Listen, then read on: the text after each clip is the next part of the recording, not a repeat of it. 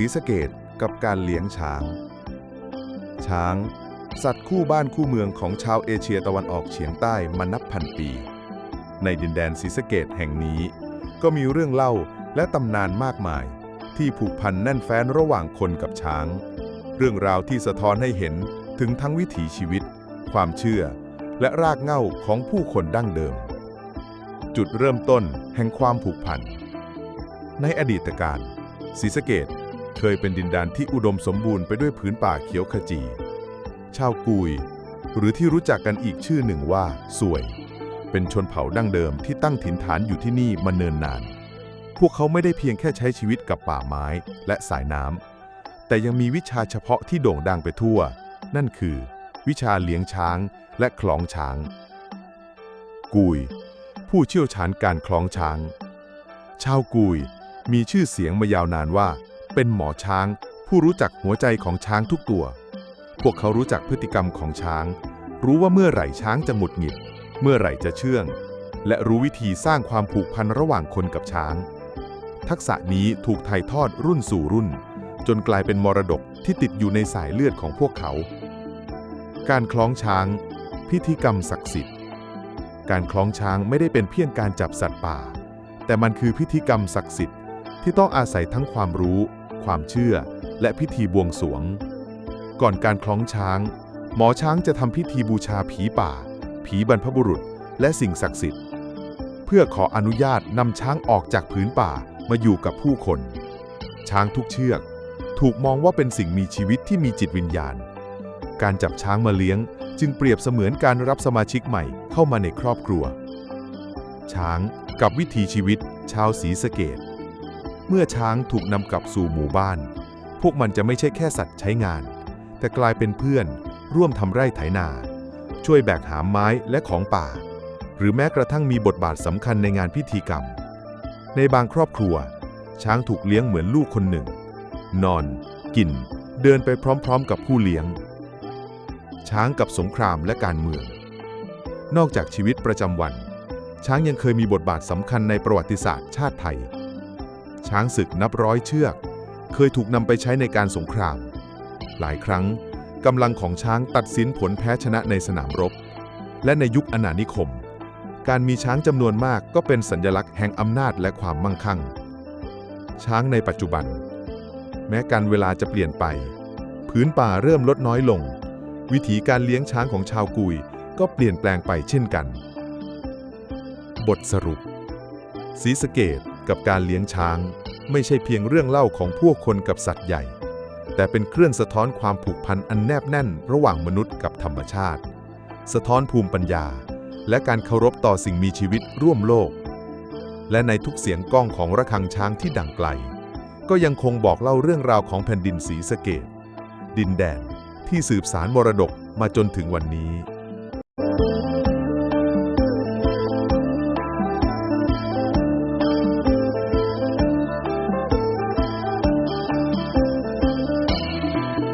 กำเนิดชาวกุยกวยสวยกุยหลักฐานและที่มายุคก่อนประวัติศาสตร์ราว 2,000 ถึง 1,500 ปีก่อนปัจจุบันนักมนุษยวิทยาบางท่านสันนิษฐานว่าชาวกุยเป็นชนเผ่าดั้งเดิมในแถบลุ่มน้ำโขงตอนล่างกัมพูชา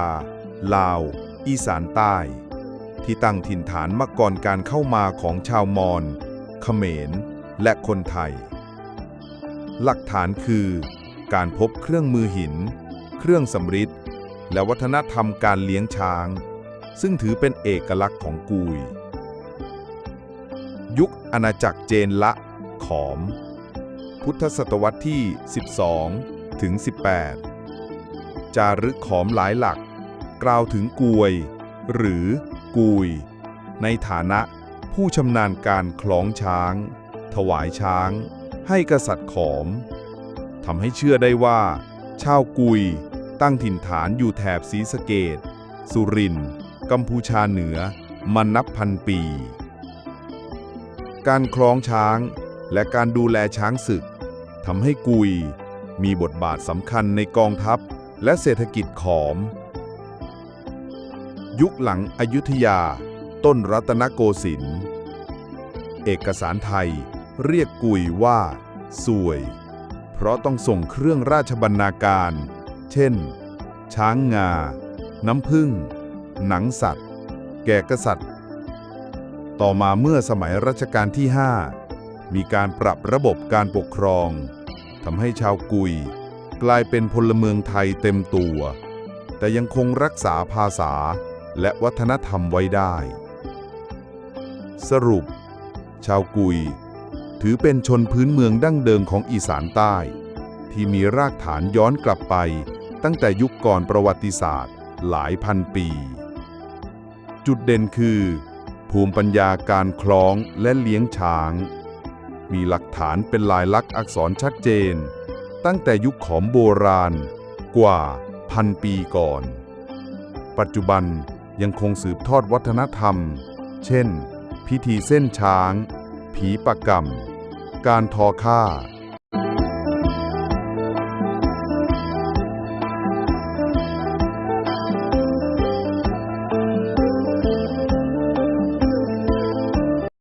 ตอนศรีสะเกษในสมัยใหม่ณดินแดนแห่งทิวเขาพนมดงรักจังหวัดศรีสะเกษเคยเป็นเพียงเมืองชายแดนเล็กๆแต่วันนี้ศรีสะเกษได้กลายเป็นอีกหนึ่งศูนย์กลางของภาคอีสานตอนใต้เมืองที่ผสมผสานความเก่าแก่ทางวัฒนธรรมกับความก้าวหน้าของยุคสมัยใหม่ไว้อย่างงดงามการพัฒนาเมืองและโครงสร้างพื้นฐานเมื่อประเทศไทยเข้าสู่ยุคสมัยใหม่การคมนาคมคือแรงผลักดันที่สำคัญเส้นทางรถไฟสายอีสานใต้ที่มุ่งสู่ศรีสะเกษเชื่อมโยงผู้คนจากกรุงเทพและนครราชสีมาสู่ปลายแดนพรมแดนไทยกัมพูชา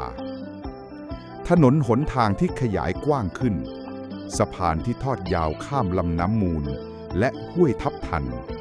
คือเส้นเลือดหล่อเลี้ยงเศรษฐกิจและทำให้เมืองศรีสะเกษเติบโตอย่างต่อเนื่องศรีสะเกษเมืองเกษตรกรรมและการค้าหัวใจของศรีสะเกษยังคงเป็นการเกษตรทุ่งนาสีเขียวกว้างไกลสุดสายตาอ้อยมันสำปะหลังข้าวหอมมะลิล้วนคือพืชเศรษฐกิจที่สร้างรายได้ให้ผู้คนแต่สิ่งที่ทำให้ศรีสะเกษโดดเด่นในยุคใหม่คือหอมแดงศรีสะเกษผลผลิตที่ขึ้นชื่อไปทั่วประเทศจนกลายเป็นสัญลักษณ์ของการพัฒนาจากการเกษตรเพื่อยังชีพสู่การเกษตรเชิงพาณิชย์ตลาดการค้าชายแดนที่อำเภอกันทรลักษณ์เชื่อมโยงการค้าระหว่างไทยกัมพูชาข้าวสารอาหารแห้งเสื้อผ้าและสินค้าอุปโภคบริโภคไหลเวียนไปมาอย่างคึกคักสะท้อนภาพความเปลี่ยนแปลงสู่สังคมเศรษฐกิจยุคใหม่การศึกษาและการสร้างคนรุ่นใหม่ความเจริญของเมืองไม่ได้วัดเพียงตึกสูงหรือถนนหนทางแต่ยังวัดได้จากการศึกษาในศรีสะเกษโรงเรียนและมหาวิทยาลัยได้รับการพัฒนาอย่างต่อเนื่องมหาวิทยาลัยราชภัฏศรีสะเกษคือสถาบันที่หล่อหลอมคนรุ่นใหม่ให้กลับมาพัฒนาท้องถิ่นของตนเองเด็กหนุ่มสาวจำนวนมากไม่ได้เป็นเพียงแรงงานเกษตรเหมือนในอดีตแต่ก้าวเข้าสู่บทบาทใหม่ทั้งครูแพทย์วิศวกรนักธุรกิจสะท้อนการปรับตัวของสังคมอีสานสู่ความเป็นสมัยใหม่อย่างมั่นคงวัฒนธรรมท้องถิ่นในโลกใหม่แม้โลกจะเปลี่ยนไปอย่างรวดเร็วแต่รากเหง้าวัฒนธรรมของศรีสะเกษยังคงมั่นคงพิธีบุญบั้งไฟบุญเข้าพรรษาประเพณีแซนดนตาของชาวเขมรงานบุญบั้งไฟของชาวลาวและเสียงพิณแคนที่ดังท่ามกลางทุ่งกว้างล้วนยังคงดำรงอยู่ท่ามกลางแสงไฟสมัยใหม่ของถนนและตลาดนี่คือเอกลักษณ์ของศรีสะเกษเมืองที่ก้าวสู่โลกใหม่โดยไม่ทิ้งรากเหง้าเดิมศรีสะเกษในมิติการท่องเที่ยวเมื่อโครงสร้างพื้นฐานพัฒนาขึ้น การท่องเที่ยวก็ขยายตัวตามมา วัดพระธาตุเรืองรองกลายเป็นแลนด์มาร์คสำคัญที่สะท้อนความศรัทธาและงานช่างศิลป์สมัยใหม่ ผาหมออีแดงคือหน้าผาประวัติศาสตร์ที่เต็มไปด้วยภาพสลักหินโบราณและมุมมองที่ทอดไกลสู่กัมพูชาภูเขาพนมดงรักและอุทยานแห่งชาติต่างๆคือขุมทรัพย์ธรรมชาติที่ถูกพัฒนาให้เป็นแหล่งท่องเที่ยวเชื่อมโยงอดีตโบราณคดีเข้ากับประสบการณ์ใหม่ของผู้มาเยือนทว่าความเจริญย่อมมาพร้อมความท้าทายจากสังคมชนบทที่เคยสงบเงียบวันนี้ต้องเผชิญกับปัญหาความเหลื่อมล้ำการอพยพแรงงานและการรักษาสิ่งแวดล้อมท่ามกลางการเติบโตคำถามสำคัญคือศรีสะเกษจะรักษาสมดุลระหว่างความเจริญและรากเหง้าไว้ได้อย่างไรศรีสะเกษในสมัยใหม่คือภาพสะท้อนของการเปลี่ยนแปลงจากเมืองชายแดนเล็กๆสู่จังหวัดที่ยืนอย่างสง่างามในอีสานใต้ท่ามกลางแสงไฟของความเจริญยังคงมีรอยยิ้มของชาวนาในทุ่งเสียงหัวเราะของเด็กในโรงเรียนและวัฒนธรรมที่สืบทอดจากบรรพบุรุษนี่คือศรีสะเกษเมืองที่เดินไปข้างหน้าอย่างมั่นคงแต่ไม่ลืมย้อนมองกลับไปยังรากเหง้าของตนเองเสมอ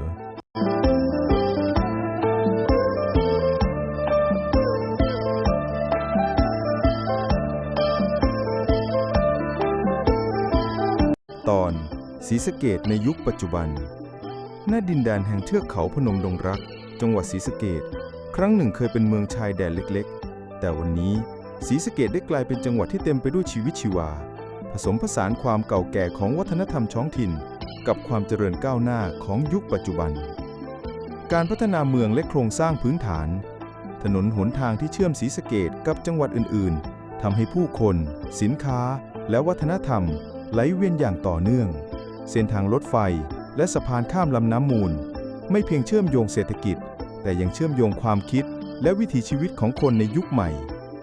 เศรษฐกิจและเกษตรกรรมสมัยใหม่หัวใจของศรีสะเกษยังคงเป็นการเกษตรถุงข้าวเขียวขจีอ้อยมันสำปะหลังและหอมแดงชื่อดังเป็นสัญลักษณ์ของความสำเร็จในการปรับตัวสู่เศรษฐกิจสมัยใหม่ตลาดการค้าชายแดนที่อำเภอกันทะลักแสดงให้เห็นถึงการเชื่อมโยงระหว่างไทยกัมพูชาสินค้าหลากหลายไหลเวียนทั้งข้าวสารอาหารแห้งเสื้อผ้าและสินค้าท้องถิ่นการศึกษาและคนรุ่นใหม่ความเจริญไม่ได้วัดเพียงถนนหนทางแต่ยังวัดได้จากการศึกษามหาวิทยาลัยราชภัฏศรีสะเกษหล่อล้อมคนรุ่นใหม่ให้กลับมาพัฒนาท้องถิ่นเด็กหนุ่มสาววันนี้ไม่ได้เป็นเพียงแรงงานเกษตรแต่ก้าวเข้าสู่บทบาทครูแพทย์วิศวกรและผู้ประกอบการวัฒนธรรมและประเพณีแม้โลกจะเปลี่ยนไปอย่างรวดเร็ววัฒนธรรมพื้นถิ่นยังคงอยู่พิธีบุญบั้งไฟประเพณีแซนโดนตาและเสียงพิณแคนยังสร้างเอกลักษณ์ให้ศรีสะเกษประสานอดีตและปัจจุบันไว้ด้วยกันการท่องเที่ยวและธรรมชาติยังคงงดงามภูเขาพนมดงรักน้ำตกและอุทยานแห่งชาติดึงดูดนักท่องเที่ยวทั้งไทยและต่างประเทศวัดโบราณและปราสาทขอมสะท้อนความศรัทธาและศิลปะเชื่อมอดีตกับปัจจุบันในมุมมองเดียวกันการใช้ชีวิตและสังคมเมืองศรีสะเกษวันนี้ผสมผสานความเรียบง่ายของชนบทเข้ากับวิถีชีวิตสมัยใหม่ตลาดเช้าคาเฟ่ถนนคนเดินล้วนสะท้อนถึงการปรับตัวของผู้คนท่ามกลางความเจริญและรากเหง้าเดิมความท้าทายและอนาคตแต่ความเปลี่ยนแปลงย่อมมีความท้าทายจากการเติบโตของเมืองและแรงงานอพยพไปจนถึงการรักษาสิ่งแวดล้อมคำถามสำคัญคือศรีสะเกษจะรักษาสมดุลระหว่างความเจริญและรากเหง้าได้อย่างไรศรีสะเกษในยุคปัจจุบันคือเมืองที่ก้าวสู่โลกสมัยใหม่แต่ยังคงรากเหง้าวัฒนธรรมและธรรมชาติเดิมท่ามกลางความเจริญรอยยิ้มของผู้คนและทุ่งนาเขียวขจียังคงเป็นสัญลักษณ์ของความมั่นคงและอัตลักษณ์ของเมืองนี้เสมอ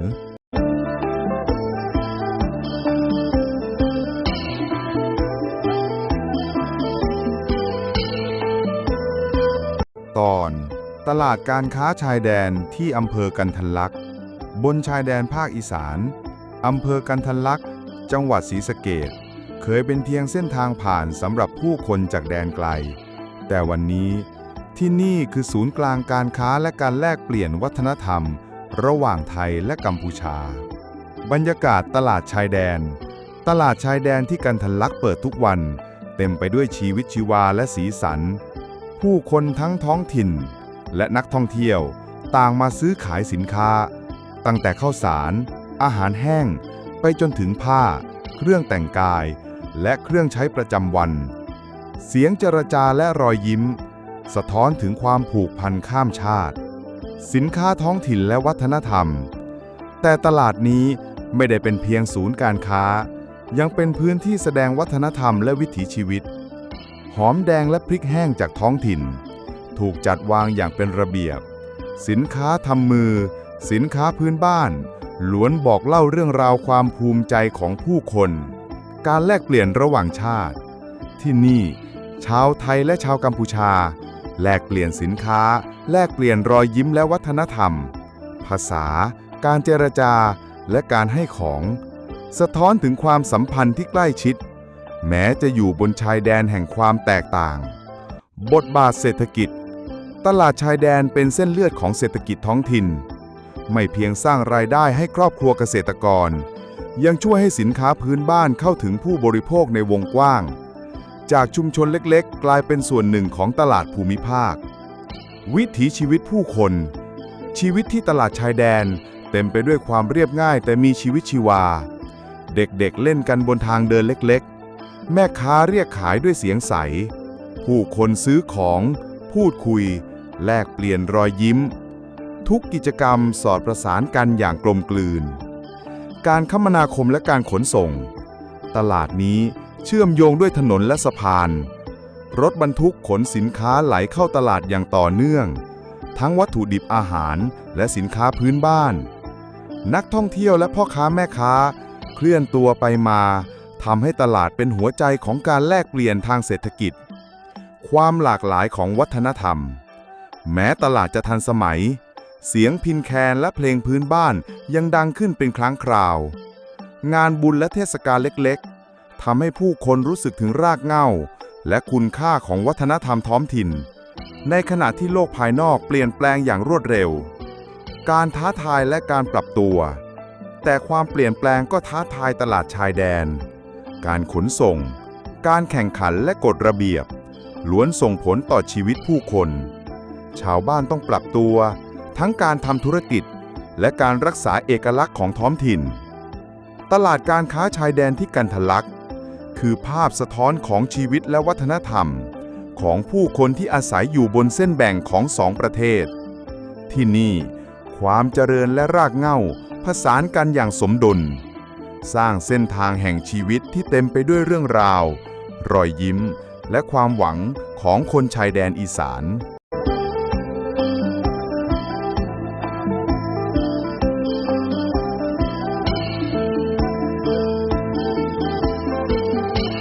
ตอนบทสรุปศรีสะเกษดินแดนแห่งการผสมผสานของผู้คนศรีสะเกษ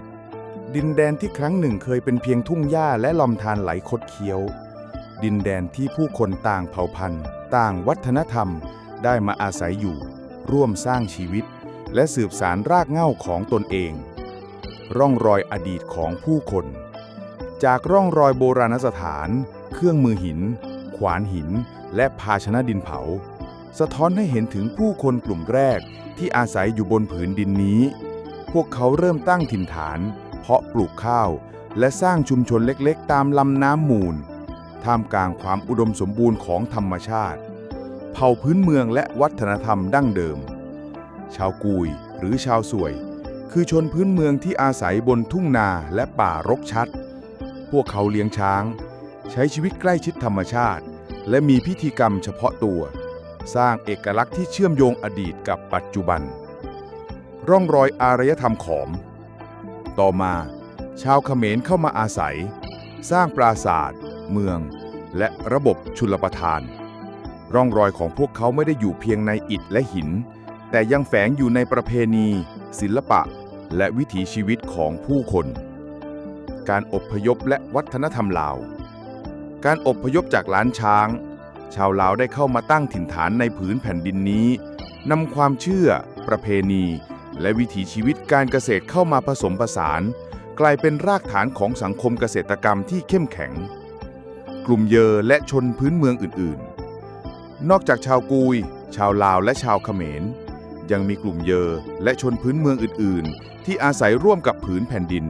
ร่วมสร้างชุมชน แลกเปลี่ยนวัฒนธรรม และรักษาความสัมพันธ์กับธรรมชาติ การผสมผสานทางวัฒนธรรม ศรีสะเกษคือดินแดนแห่งการผสมผสานของผู้คน ชาวกุยเลี้ยงช้าง ชาวเขมรสร้างปราสาท ชาวลาวปลูกข้าว กลุ่มเยอและชนพื้นเมืองอื่นๆ ร่วมทำไร่ทำสวน ทุกเผ่า ทุกวัฒนธรรม ผสานกันอย่างกลมกลืน วิถีชีวิตและสังคมร่วมสมัย ในยุคปัจจุบัน วิถีชีวิตยังคงสะท้อนรากเหง้าเดิม ตลาดชายแดนที่อำเภอกันทรลักษณ์ หมู่บ้านเก่า ทุ่งนาและป่าเขาล้วนเป็นส่วนหนึ่งของชีวิตผู้คนที่ก้าวเข้าสู่ยุคสมัยใหม่แต่ไม่ลืมอดีต ธรรมชาติและความยั่งยืน ธรรมชาติยังคงเป็นผู้ดูแลและผู้กำหนดชีวิต แม่น้ำมูล ป่าเขาและทุ่งนายังคงให้ชีวิตแก่ผู้คน และสอนให้เรารู้จักความสมดุลระหว่างการพัฒนาและการรักษารากเหง้า บทสรุป ศรีสะเกษคือดินแดนแห่งการผสมผสานของผู้คน เป็นสมดุลระหว่างอดีตและปัจจุบัน ระหว่างความหลากหลายและความกลมกลืน ทุกเสียงหัวเราะ ทุกรอยยิ้ม และทุกทุ่งนาเขียวขจี คือบทพิสูจน์ว่า ความเป็นหนึ่งเกิดจากความหลากหลาย และรากเหง้าที่ถูกหล่อล้อมมาอย่างยาวนาน